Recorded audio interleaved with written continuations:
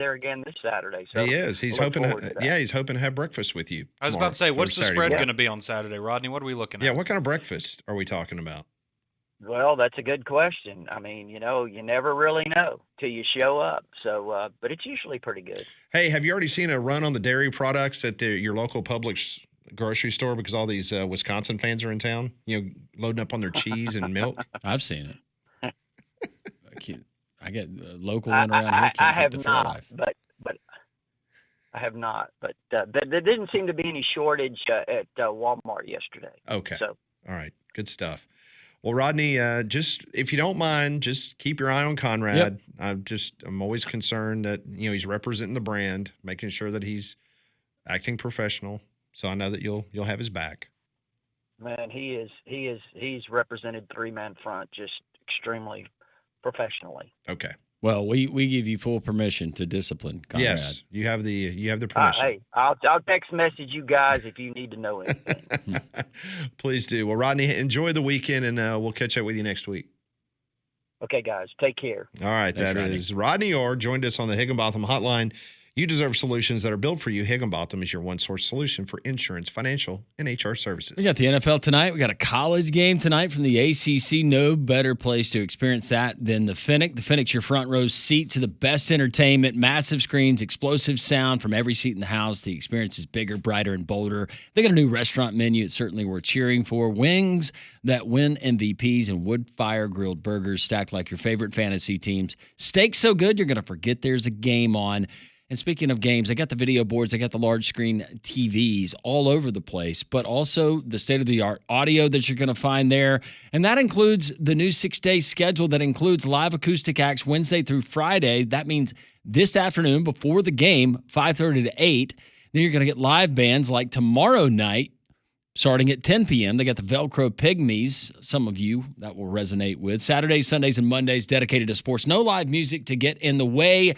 Check them out. It's the Finnick, 1630 2nd Avenue South near Railroad Park. So you remember earlier this week, the NCAA came out and they banned 3 basketball players from ever playing college basketball again because their involvement in a gambling scandal. Well, the NCAA is letting a hint out that there's some 6 schools that they are currently investigating in regards to basketball gambling.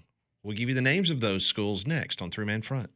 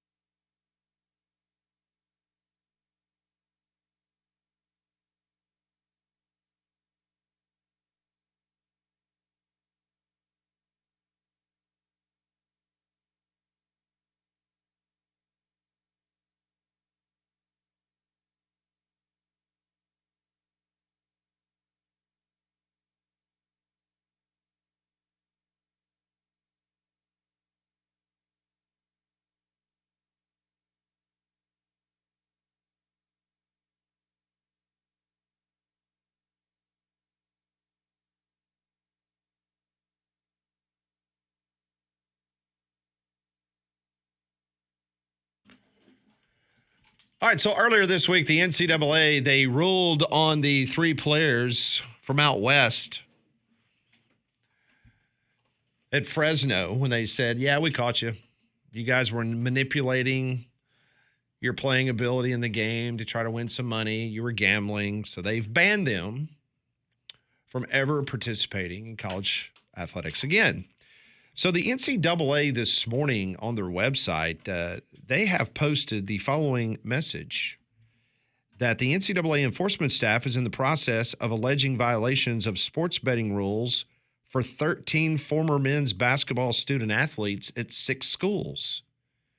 Here are the schools that they're looking into: Eastern Michigan, Arizona State, New Orleans, North Carolina A&T, Mississippi Valley, and this is the one that will hit kind of close to home, Temple. Why Temple? Because it was their game against UAB. Mm-hmm. What did Matt Rule teach those guys? This was a basketball game. No, I know. I'm sure he spoke to the team, though. If you remember that game, I do. that was UAB won the game. It was in Philadelphia. It's a Temple team that had been horrible all season, and then all of a sudden, they start playing like Magic Johnson-led Lakers. The NCAA said they are releasing this information at this point in the process because of the extensive public reporting regarding these cases. The NCAA will not publicly name an involved student athlete until the infractions process has concluded. None of those players are currently enrolled at their previous NCAA schools. I thought that was very interesting the way they worded that. So maybe some of these kids that are maybe being looked into, maybe they have transferred somewhere else, and if they have, just hope they're not on your team's roster. Correct, because they will be banned like the other guys did earlier this week. But yeah, Eastern Michigan, Temple, Arizona State, New Orleans, North Carolina A&T, and Mississippi Valley State all being investigated by the NCAA for alleged gambling violations on their basketball teams. Let's keep it above board. It's hard enough for people like Pat to win bets. No kidding. Especially if you're manipulating the lines and you're playing into that. Yes. Vegas doesn't give you money back a couple of years after the fact, do they? No, they do not. Speaking of Vegas, so we've got NFL football tonight. Are you going to play that in the office football pool? I think I am. You are going to play it. Yes. What is Conrad, it right Molly, now? y'all playing it? Do you have the spread in front of you right now? Conrad. Of course he does. What kind of question is that? Well, then give it to me. What is it? It's 3. For the Packers. 3 or 3.5? It's 3. You're making an Arch Manning face right now. He's got sorry, shoulder I didn't realize I problems. was on the toilet. You're straining. That's right. I might leave that one. Point total 49. That's a tricky one. That is. It should be a fantastic What did game. Edwards say? He loves the Commanders. What did he say on it? He's staying away, I think. He is? Yeah, I think he said he's that's staying right. away, That's but if right. the Commanders get down early, he would touchdown. take. Yeah. And live line. If the Commanders get +7, He's jumping in on he'll jump in on that. This is the first meeting between Washington and Green Bay since 2022. How about that? Did you realize that? No. It's been a Those while. teams look a little different now. Commanders have won 6 straight regular season games. That's coming into tonight. Former Tide running back Josh Jacobs, he's recorded 9 straight games with a rushing touchdown for the Packers. He's had a really nice He's had run a there. really good career so far. And following Sunday's win over the Lions, this is the number that you need to know. Following Sunday's win over the Lions, the Packers are now 16-3 against the spread, including 8-0 against the spread at home in the first 3 weeks of the season since 2019. Whoa, that's a trend. Wow. Oh man, That is a trend. 16-3 against the spread That's why Edwards is going against it. and He's not 8-0 staying away. against the spread at home in the first 3 weeks of the season dating back to 2019. I'm kind of feeling the under right now. he said it was 49.5, It might be just 49. 49. Yeah, it's just 49. No hook. Get you a good 27-20 kind of game. Yeah. See it. Packers are minus 175 on the money line. Well, What's- we saw what's what they the did to weather the like Lions tonight? offense last week. They're pretty good. What's the weather like? I'll look it up. Snow and about 30. I'm just kidding. Not yet. Give it another week. Let's say give it another week. All right. Currently, it's 65 degrees. Oh, that's very pleasant. Fantastic. That is very pleasant with 71% humidity. Oh, that's beautiful. Punts are going to go high in tight spirals tonight. Yeah, there's no forecast for rain. Mm-hmm. And it's going to be just a pleasant evening there in Green Bay. What was the weather when you were there? Did it snow? Didn't you say it like spitted snow like in the second half? Yeah, When you were there? It was second week in November, and there was snow originally in the forecast, and I got really excited. And then about 3 days out, they said, no, we're not going to have any snow. It was cold, and then about the second quarter, you saw 1 flake, 2 flakes, and out of nowhere, they had a pop-up snowstorm. We got 2 inches of snow during the game. That was the game that they had flexed it, and you had there was so much wind, and you had the skydivers that came in, and they parachuted onto the field. Remember the guy that ran into the wall? Oh, yeah. That was the game. Yeah, you don't want to do that. Yep. Packers won, though. So everything seems to be pointing towards the Packers to take the Packers tonight. You know, being from Alabama, and we know how we handle snow, especially unexpected snow. Walked out of that stadium at Lambeau, 2 inches of snow on the ground, and it might as well have. Yeah, it might have been sunny and 70 degrees outside, the way they're treating it. Nobody checked up. Nobody was sliding around, hitting each other, slipping. People were just, okay, well, it snowed again. No big deal. Of course, I was enjoying it. I thought it was great. Yeah. So basically, them dealing with 2 inches of snow is the equivalent of us dealing with a relative humidity of 127%. Yeah. Yeah. It's just, okay. Well, we got dusting. We got a lake effect storm. We didn't expect it. No big deal. Good people up there. Blue collar town. Mm-hmm. Yeah. Not a whole lot to do other than the Packers. They love the Packers, though. Yeah. You want action, you're going to have to drive about an hour and a half, 2 hours. I forget. I guess that would be south to Milwaukee, where Molly's been. I liked Milwaukee when I went. Yeah. Mm-hmm. Text line is open, 205-834-9450. We'll get to all of your texts. Some football texts. Dave chiming in and saying Florida, LSU, Saturday at Tiger Stadium. It's exactly the kind of game I expect Brian Kelly to blank the bet on. Well, I gave you the incredible number. He is 16-1 in night games at Tiger Stadium. He's 20-2 overall at Tiger Stadium, daytime or nighttime. This one rolls in from the state of Mississippi. Thanks for listening on the Jocks app. Is Tennessee's defense going to be a problem for them this weekend? They've given up 44 points combined against Syracuse and East Tennessee. You have to stop the running game. Make Gunnar Stockton beat you with his arm, but I don't know if I would put too much stock into that. I think Tennessee has the ability to get enough stops to win the game, if that makes you feel better. Or if you don't care and you're just looking for a betting angle, there it is.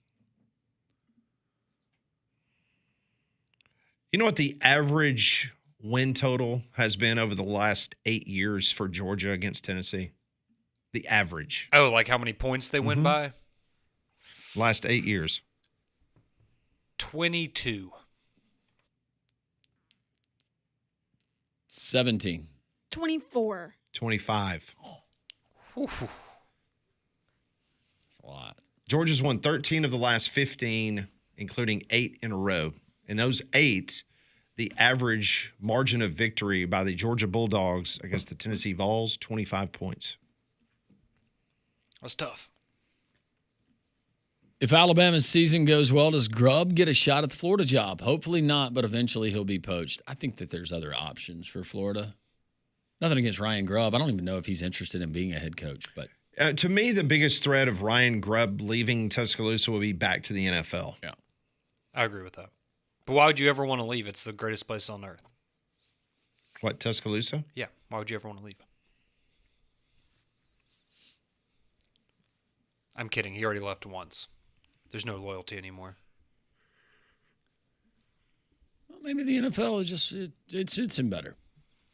I will say this. I thought he got done dirty by the Seahawks a little bit. I thought that he actually did a pretty good Yeah, job with the Seahawks he last did. year. He got blamed for a lot of stuff. He was not the reason that. No. It was good to see them bringing Jalen Milroe in on a what was that? Was that third and something? Yeah. At least he didn't fumble it 3 times like No, his he- last preseason game. He actually took the snap and made it to the line of scrimmage and got about a yard. And they lost. More texts. Freeman chimes in and says he's honored to be named after the Bear. Happy birthday to the Bear, RTR. That's right. Today, Bear Bryant was born So was my little sister. Happy birthday, Mary. No, look you there. in Arkansas. Travis says, I've read the back of the Bible. Jesus will still reign. Thank you, Travis. Dave letting us know MSNBC fired someone after insensitive comments yesterday regarding Charlie Kirk. Yeah, it's been all over social media this morning, and I just don't understand why people think that they can post stuff about another human being losing their life, and that's going to be okay. And you're not going to potentially lose your job because you're all losing your jobs today, which you should. And we've already seen multiple examples of that. Yes, and it's growing by the minute. This one from the state of Mississippi, Chuck from Coker. Thank you guys for being here today and giving your listeners an outlet to express themselves. I myself personally went home last night, held my little girl, and just cried. At the time, I couldn't explain it or pinpoint it. Now I realize it's not because of the horrific event that happened yesterday, but because of the world that she's going to grow up knowing, due to the hatred in this country, coupled with the fact that I will not always be here to protect her. I pray for a massive healing of hearts in this country that I love. I also hope we are all lifting up Charlie Kirk's family, and especially those babies that will never get to be held and comforted by their father again. On that, I did see, and I don't know why somebody would put it out, but did you see the post about Justin Jefferson Yes. and him saying that he wanted to foot the bill on the kids' educational expenses and reaching out, and he wants to pay for it.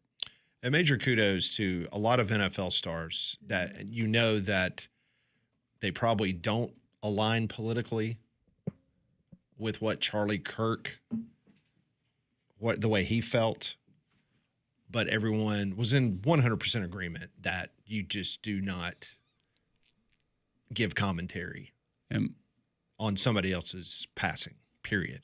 Right. And at the same time, I know it's a team that I root for. I thought the Yankees, what they did last night, I thought that was a very classy gesture First class. Yeah. by that organization First to class. hold a moment of silence for him and his family. And speaking of the Yankees, Donald Trump will be in attendance tonight against the Detroit Tigers as in remembrance of the 24th anniversary of 9/11. More three-man front on this Thursday. This is Jocks.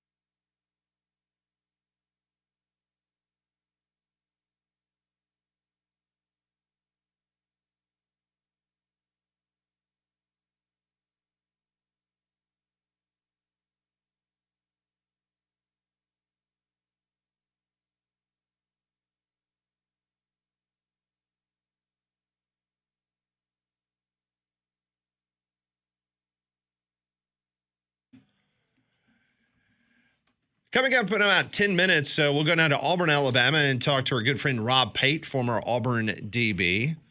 It's going to be an interesting look this weekend. We're just talking during the commercial break. Auburn is asking all fans to wear white in their game against South Alabama. And I understand, Landrum, that the Auburn Tigers, which is a fantastic, clean look, that they're going all whites. Is that right? That's what it looks like. Yep. All white uniforms, white face masks. That's awesome. Auburn That's a fans will great look. remember this. The last time that they wore white at home was back in 2007. They played Vanderbilt, a game they won comfortably, but they wore the gray face mask. And this was to commemorate the 1957 national championship team, and they took the decals off of the helmet. Oh, wow. But this will be the first time, I believe, since then that they've worn white at home. But I don't hate it. It's an afternoon game, non-conference, before you ramp up in the SEC.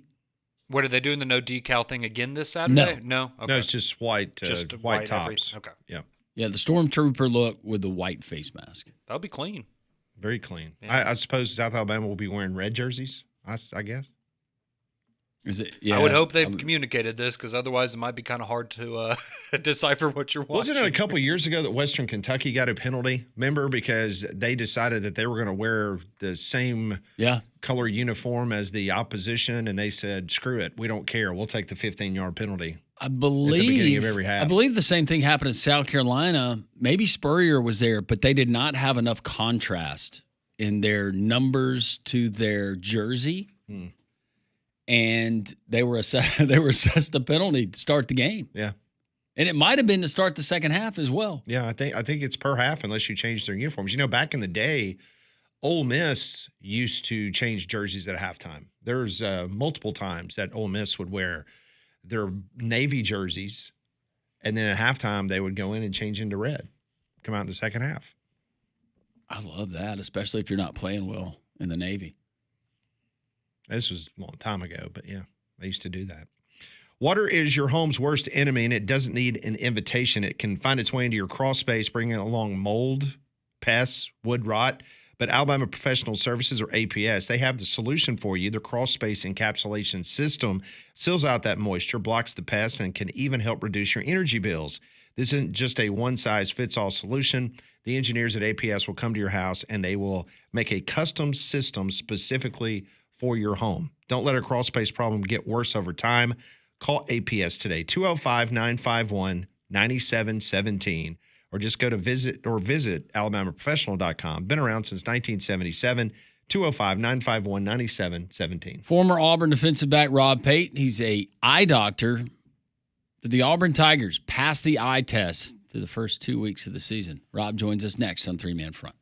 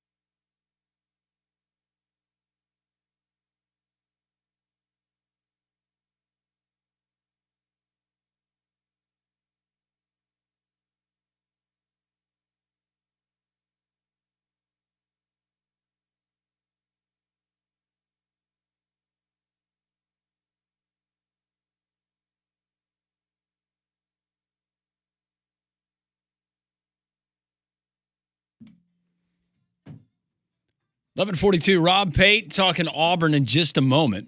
We do have college football tonight in addition to the Commanders at the Packers. Out of the ACC, NC State taking on Wake Forest. 6:30 the kick on ESPN from Winston-Salem. North Carolina State, a little better than a touchdown favorite, Pat. Is your nephew, is he too nervous about Tennessee on Saturday to watch the game tonight? Probably. Huge Vol fan. Huge. He's got a great voice, though. He does. He sang the national anthem a few times there in Durham, North Carolina for the Durham Bulls. You got to play on that game tonight, NC State and Wake Forest? I do not. Okay. Which is very rare for me. The day's still young. It is very young. I'll wait and see. Okay. Rob Pate, former Auburn defensive back, joining us on Three-Man Front. All of our guests join us on the Higginbotham Hotline. Dr. Pate, how are you? Hey, man. How are y'all doing? I'm doing great. We are doing okay. Thank you for asking. Auburn last week, what they did against Ball State, besides the score 42-3, what was your biggest takeaway from what you saw last week and what they could improve on from week one and that win over Baylor? Obviously throwing the ball more was a priority, and I think that they probably forced some of their throws just in order to get some reps in and, see if they couldn't fit some into some tight windows. I mean, a lot of the times it looked like Ball State had kind of the two high safeties as well that Baylor kept running, and we still threw it, which was good because, there's going to be times where you're just going to have to make a play through the air. But so I think the passing game was a plus and a moving the needle in the right direction. And you saw some of the athleticism from the receivers. I think run defense was a huge success. Just what they've been able to accomplish with the front seven, I think has been really, really great in the first 2 weeks. Lots of people that have gotten reps. The linebackers have looked much more active and aggressive than I had anticipated. So that room is a little bit deeper than I think most people thought that it would be. I think that the thing that's probably the most disappointing has been the play of the secondary. Part of that being, just the nature of the opponent in Baylor and what their attack presents. I mean, they're problematic for a lot of secondaries. But, with two returning corners coming back and, I think that the athleticism at the safety position is there. I just, at some point, I think these freshman safeties are going to end up superseding the guys in front of them. It's just a matter of time there. But I think that's, overall, they're really tracking in the right direction. Kicking game was a big concern with that long field goal attempt coming up short again. So we'll have to see what happens with the longer field goals this week. A very, very short, looking at the film and looking at this team, 1/6 into the season. Is Auburn, they about where you thought they would be at this juncture very early on in the season? I think so. I mean, that Baylor game was just critical for the program as a whole and just the whole mentality for not just the players, but I mean, even the fan base. They needed to go on the road and get a win against a quality opponent. And had that game gone in a sour direction, then I think we'd probably be having a different conversation about that. But they handled business there, and they did it well, and they did what they needed to do against Ball State. And South Alabama will be a team that's obviously Auburn is going to be better than they are, but they're a team that can hurt you if you don't show up to play, and they'll be jacked up for this game. So can Auburn go out and be disciplined and show maturity? I mean, that's just the next step in the program. I mean, we've seen each year so far under Hugh Freeze that this team has dropped a game, at least one game, where from a paper standpoint that they have better players and they should never lose to some of the they should never lose to New Mexico State. They should never lose to Vanderbilt. But we have. And so the maturity of the program has to get to a point where you show up and you can beat teams even if you're not playing your best. And so that's kind of what this week represents. And that's a growing learning curve for this group. But I think that from a personnel standpoint, they're just so improved in so many different areas. And it's just building confidence right now and learning how to win close games and learning what to do when you have an inferior opponent. Making it look that way.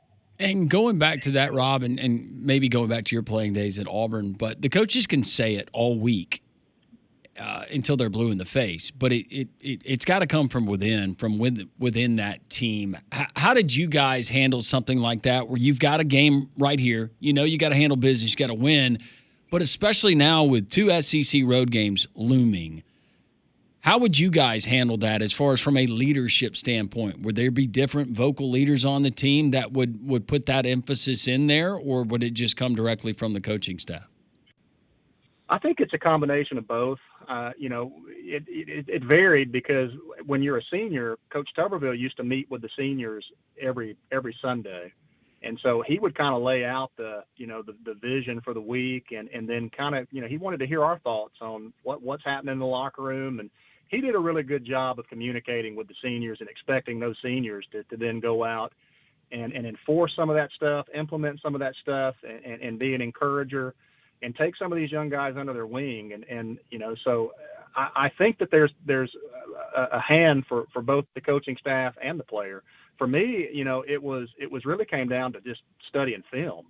I was always concerned that the general public had no idea that Louisiana Tech had a 10-year NFL veteran quarterback, on the roster, or a first-round draft pick at wide receiver, which they did when I was a freshman. They just see Louisiana Tech and say, well, that's an automatic W. But I'm watching film and I'm like, that guy can make every throw. That receiver is unbelievable. And, so I had the respect for these teams just based off of what I knew we were going to face. And I think that these guys can see that. I mean, there is a very small, difference between a guy that is playing at South Alabama and a guy that's playing SEC football. A lot of times it's a couple of inches. A lot of times it's a little bit of weight.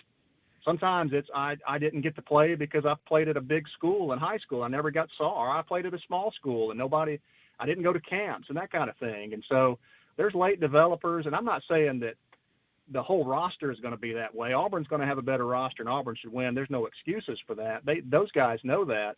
But that there's guys over there that can be successful at other programs. I mean, I see that with my own kid in volleyball. Like if she were 6'1" and not 5'10", she could have probably played anywhere.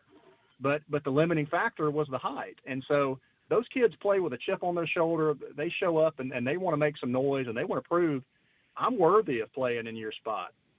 I want to prove to my kids and my former teammates and my family and the places that I come from that I'm made for this. And so you're always going to get the best shot of teams like this. And that's why a lot of programs say it's not worth these games. But I'm glad that Auburn's willing to go out there and play teams that are in state. And, sometimes it's ugly. Sometimes you get a Jacksonville State result. Sometimes you get a result that you don't, wish you didn't have. But I'm glad they give these guys the opportunity for that. Well, and it should be easier for these guys now, Rob, because you have teammates now. Let's take a Rashawn Pleasant, who plays for Auburn now. He just came from Tulane, a team that South Alabama battled to the wire last week. You take a guy like Kieron Crawford that came from a non-Power 4 school. Yeah. Not only that, but you've got guys that were originally recruited by SEC schools that have jumped to other places for playing time. So it shouldn't be that hard these days for these guys to figure out that there is not a whole lot of difference. No, exactly. And that's a whole nother impetus for these guys coming from lower level, group of 5 programs to come into an SEC venue. It's a job interview. I mean, these guys come in and, now it's not just about, I want my family to know I can do this. I want to prove it to myself. Now it's like, man, I could really change the trajectory of my family if I landed on one of these teams. I need to go out here and ball out, and I might get an offer to come replace one of these guys. I mean, it's just that kind of thing. But, yeah, you would hope that with all the transferring and guys seeing, the capabilities of some of these guys that aren't in Power 4 and what they bring to the table for their own teams, that they'll have a healthy level of respect for what they walk in against. Rob, you just said something a moment ago, and I don't think I've ever asked you this question, but I'm just curious because technology has definitely changed a good bit since you and I were in college and what these players now have access to. But were you a film hawk back in your day? I know there was certain film sessions that you had to watch with your position coaches, but I mean, did you find yourself maybe taking some extra time, depending on the opponent, of getting in front of the screen and getting some more FaceTime with some film? Yeah, early on I had to. As a freshman and sophomore, I didn't have a choice because playing for Bill Oliver and being a safety, you had so many responsibilities. I mean, you were essentially the quarterback out there on defense. And so every formation had multiple calls. You had to be able to check in and out of coverages to match the front. And so, it was a very heady, mix and match type of defense that you had to do a lot of preparation and you had to draw these things out. I mean, it was my toughest class was football, and film work. When the new coaching staff came and we went from a 3-4 to a 4-3 defense, there was much less. It was more of just, hey, we're going to call something, you line up and run it, go full speed, and if we make a mistake, we make it full speed. And so there was less of that, but you still wanted to know the tendencies. I wanted to know, could I recognize little things, the eyes of a quarterback, the way that their cadence was, the way the linemen sat in their stance. A big one was running backs. Are they always bouncing the ball to the outside? Are they cutback guys? That kind of thing. I mean, I wanted to be able to know, is this guy going to try to run over me or is he going to try to run around me? That kind of thing. And so you tried to have all that with you, but yeah, I mean, it varied. It was by and large, though. Yeah, I would say that I enjoyed the film work. I didn't want to walk into a game feeling unprepared at all. What do you think about the all-white, the Stormtroopers that they're going to be wearing at home? First time that they've done it. I think the only other time maybe they've done it recently since 2007. All-white uniforms, white face mask. I like it. I mean, I wish they did it more for day games. Man, it's anything you can do to get an advantage, and if it's a small one, but if you can get a couple of degrees less going through your bodies because you're not attracting that sunlight, then I think that's a positive thing, and something that they probably ought to look at doing more in the future, especially these September games. So that's a tough place, man. That's why I try not to go to a football game, and especially in the day, until October. That's my rule. It's too hot. It is too hot. I'm used to being down there on the sidelines with a fan, man. They don't provide that up in the sections. Yeah, with you there. Auburn, a 25-point favorite over South Alabama at home. By the way, I went to Dr. Van Oy last week, and everything's good with the eyes, and she told me to tell you hello. Well, that's great, man. You're seeing an outstanding optometrist. She does an awesome job. Yes, she thinks the world of you. Rob, we appreciate it. Have fun. Serve the kids the yogurt. All right, man. Well, thank you, guys. Y'all have a great weekend. War Eagle. You as well. Rob Pate joining us on the Higginbotham Hotline. 12 o'clock hour comes your way next.